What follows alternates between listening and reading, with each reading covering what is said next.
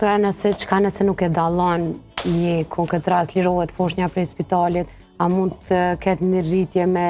pasoja të mëdha, pastaj fatmirësia krejt kësaj frakture që na fillum prej frakturës parë që mundet me ndodh, është që komplikacionet në këtë frakturë janë shumë të vogla. Mundësi, një kock që është shumë e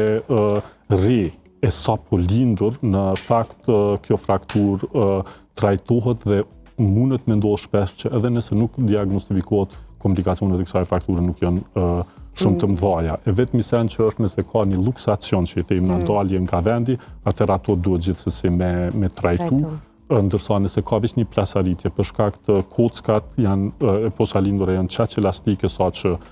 këto kocka do me thonë trajtohen